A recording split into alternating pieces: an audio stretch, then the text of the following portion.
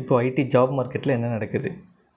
இப்போ AI revolution நடக்குது, நம்ம எல்லாருக்கும் தெரியும். அதனோட இம்பேக்ட் வந்து இப்போ கரண்ட்டாக ஜாப் மார்க்கெட்டில் எப்படி நடக்குது, என்ன டிசிஎஸ், இன்ஃபி, சிடிஎஸ், ஆக்சென்ச்சர் அந்த கம்பெனிலாம் உள்ளுக்குள்ளே என்ன மாற்றங்கள் நடக்குது, ஹெச்ஆர் அதாவது ஹியூமன் ரிசோர்ஸ் சைடில் என்ன மாதிரி டிஃப்ரென்ஸ் நடக்குது, இதுதான் இன்றைக்கி நம்ம காணொலியில் பார்க்க போகிறோம். இன்றைக்கி நம்ம பார்க்க போகிற ஆக்சுவல் ஆர்டிக்கிளோட டைட்டில் வந்து Accenture TCS are the first dominos to fall in the remaking of the IT jobs. வணக்கம், இது Biz Bytes Tamil short business ஆர்டிகல்ஸ்க்கான நேரம். இந்த ஆர்டிக்கிளில் பேசிக்காக வந்து சேல்ரி விஷயத்தில் வந்து என்ன மாதிரி சேஞ்சஸ் நடக்குது ஐடி கம்பெனிஸில், அதே மாதிரி ஹியூமன் ரிசோர்ஸ் மேனேஜ்மெண்ட்டும் என்ன மாதிரி அப்ரோச் எடுக்கிறாங்கிறது தான் இந்த ஆர்டிக்கிளில் வந்து டிஸ்கஸ் பண்ணுறாங்க. ஸோ இதில் ஆரம்பிக்கும் போது எப்படி ஆரம்பிக்கிறாங்கன்னா ஆக்சென்ச்சரை பற்றி தான் ஆரம்பிக்கிறாங்க. உங்கள் எல்லாேருக்கும் ஆக்சென்ச்சர் ரீசெண்ட் நியூஸில் ரொம்ப ஃபேமஸாக இருந்தது. எதுக்குன்னு உங்களுக்கு தெரியும்.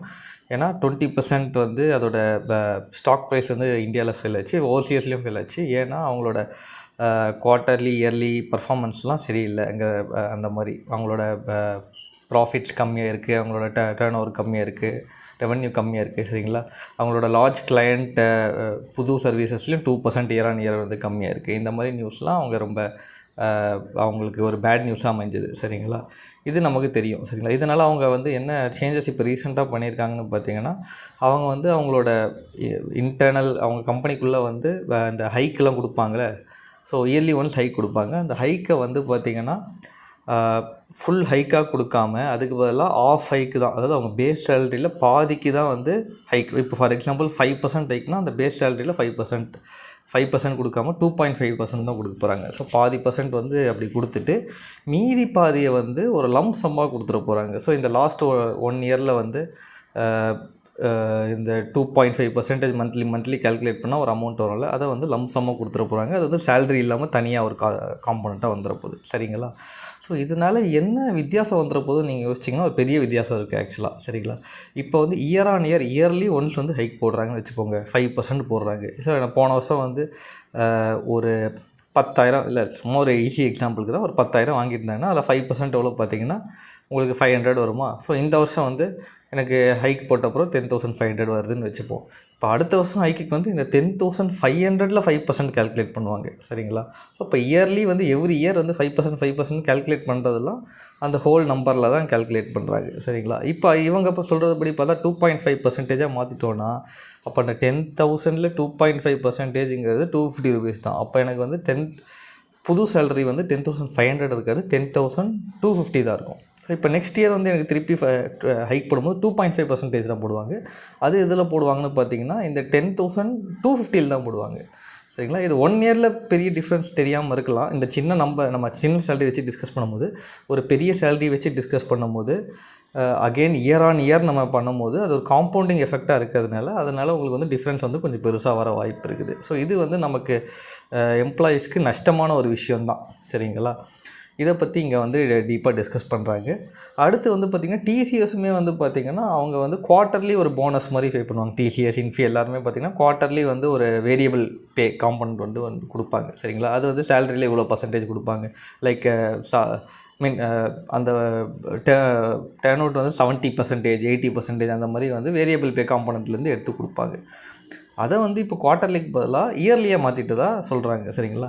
இதனால் நமக்கு என்ன வித்தியாசம் ஏற்படும்னா, அமௌண்ட்டில் வித்தியாசம் ஏற்படாமல் இருந்தாலும் கடைசியில் வந்து நம்ம வந்து அந்த பே அவுட் வர வரையும் வெயிட் பண்ணணும். ஏன்னா இது இப்போ ஒரு பல்க் அமௌண்ட் ஆகிடுச்சு. முன்னாடியாவது குவார்ட்டர்லி அமௌண்ட்டாக இருந்தது, இப்போ ஒரு பல்க் அமௌண்ட்டாக இருக்கிறதுனால ஃபார் எக்ஸாம்பிள் 1 lakh இருக்கலாம், 2 lakh இருக்கலாம். அதில் 70%னால் பெரிய அமௌண்ட்டில் அது. ஸோ அந்த அமௌண்ட்டை வாங்கிட்டு நம்ம ஜம்ப் படிக்கலாமே, பேப்பர் போடலாமே, வேறு கம்பெனி போகிறத ட்ரை பண்ணுறதெல்லாம் அந்த அமௌண்ட்டுக்கு வெயிட் பண்ணி அதை வாங்கிட்டு அதுக்கப்புறம் போகிற மாதிரி இருக்கும். சரிங்களா? ஸோ அப்போ இன்பிட்வீன் சைக்கிள்ஸ், இன்பிட்வீன் பீரியட்லலாம் வந்து யாருமே மோஸ்ட் ஆஃப் தம் போக விருப்பப்பட மாட்டாங்கங்கிறத பற்றியும் இதில் வந்து பேசுகிறாங்க. ஸோ இந்த மாதிரி பண்ணுறதுனால அவங்க ஒரு எம்ப்ளாயி வந்து ஸ்விட்சிங் ஜாப்ஸ் வந்து ரொம்ப கம்மியாகிடும். சரிங்களா? அது மட்டுமே ஒரு பிரச்சனை இல்லை. இப்போது நம்ம எல்லாருக்கும் தெரிஞ்ச மாதிரி ஏஐ வந்து ஒரு பெரிய இம்பேக்ட் க்ரியேட் பண்ணுறதுனால எல்லா இடத்துலையும் வந்து லே ஆஃப்ஸ் அந்த மாதிரி விஷயம்லாம் ஆரம்பிக்குது, போயிட்டுருக்கு. உங்களுக்கே தெரிஞ்சிருக்கும். சரிங்களா? அது வந்து அதுவுமே ஒரு ஃபேக்டர். சரிங்களா? ஸோ இப்போ இனிமேந்து வந்து பார்த்திங்கன்னா next few years next few months வந்து நிறைய வேறு கம்பெனி தேடி பேப்பர் போட்டு வேறு ஜாப் ஸ்விட்ச் பண்ணுறது, அட்ரிஷன் அதெல்லாம் ரொம்ப கம்மியாகிடும். சரிங்களா? ஸோ எல்லோரும் கொஞ்சம் சேஃபாக இருக்கணும்னு பார்ப்பாங்க. சரிங்களா?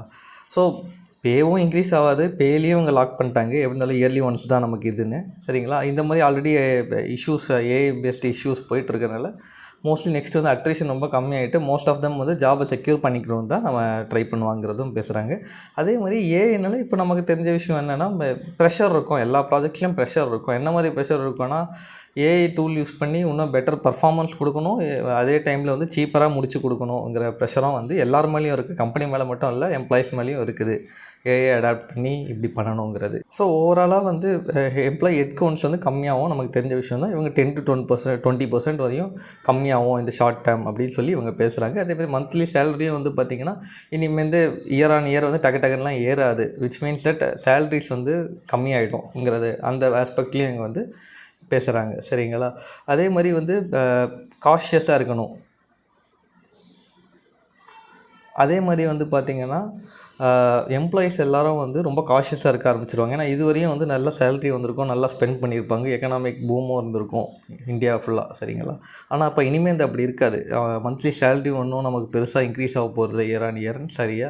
அதே மாதிரி கையில் வந்து பல்க் அமௌண்ட்டும் குவார்ட்டர்லி பேமெண்ட்ஸ் அதெல்லாம் வரப்போகிறது இல்லைங்கிறது தெரிஞ்ச பட்சத்தில் நாம் வந்து ரொம்ப ஆடம்பர செலவெல்லாம் கம்மி பண்ணிவிடுவோம். சரிங்களா? ஃபார் எக்ஸாம்பிள் ரொம்ப பயங்கரமாக நம்ம பசங்களுக்கு செலவு பண்ணுறது, இயர்லி இல்லை மந்த்து குவார்ட்டர்லி இது ட்ரிப்ஸ் போகிறது, ஹாலிடே வெக்கேஷன் போகிறது, ஆடம்பர செலவுகள், அதை எல்லாத்தையும் நம்ம கம்மி பண்ணிப்போம்.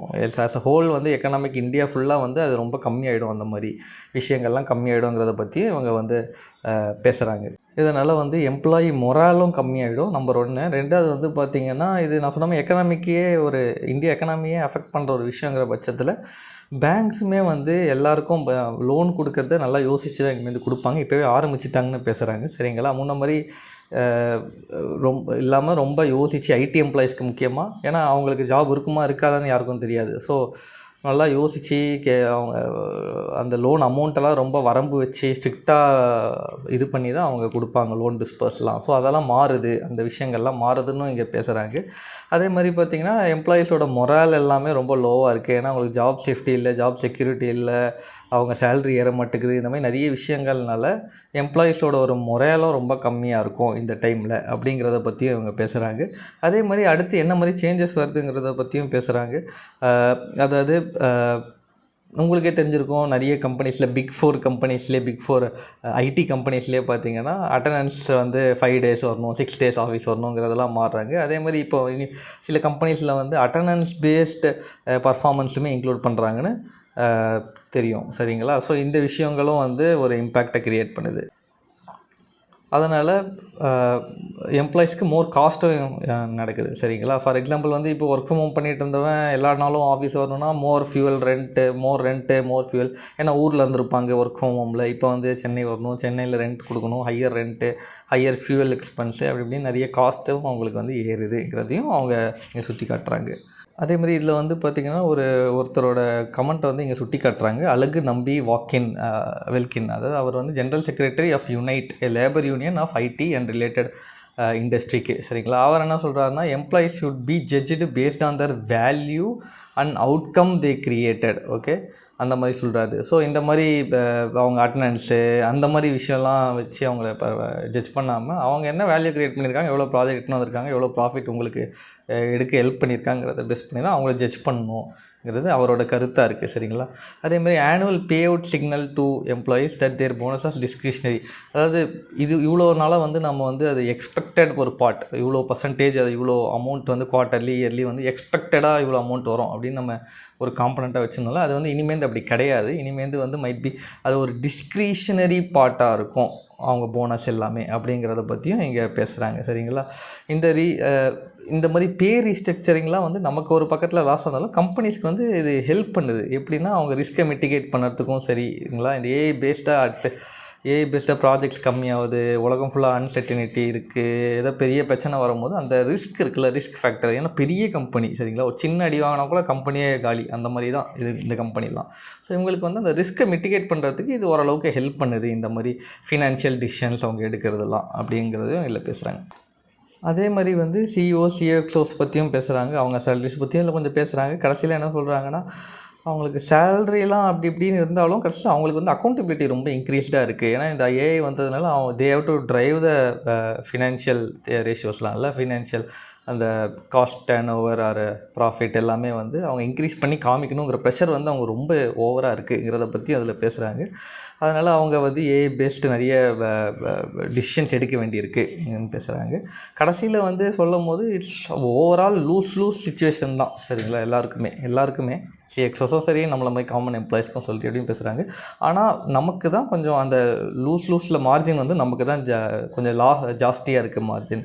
ஸோ ஏஐ கம்பெனிஸ் வந்து காஸ்ட் ப்ரெஷர்லாம் அவங்க ஃபேஸ் பண்ணாலும் கடைசியில் வந்து எம்ப்ளாயிஸ் தான் அதோட பலன்னு சொல்ல முடியாது, அந்த ஃப்ரூட்டை வந்து நம்ம மேலே தான் தள்ளிடுறாங்க. So we are facing the brunt அப்படின்னு சொல்லி இதில் பேசுகிறாங்க. அதேமாதிரி இது வந்து ஒரு பேலன்ஸ் ஸ்கேல் இல்லை, சரிங்களா? அதையும் இங்கே கடைசியில் சுட்டி காமிட்டி one side is losing the ability to plan for their future. ஒருத்தரோட இப்போ நம்மள மாதிரி மக்கள் வந்து நம்மளோட ஃப்யூச்சரையே பிளான் பண்ண முடியல, அந்த மாதிரி ஒரு நிலைமைக்கு வந்து தள்ளப்படுறோங்கிறத பற்றியும் பேசி இது கடைசியில் முடிக்கிறாங்க. So thank you for listening to this podcast. Keep liking, subscribing my videos. Thank you.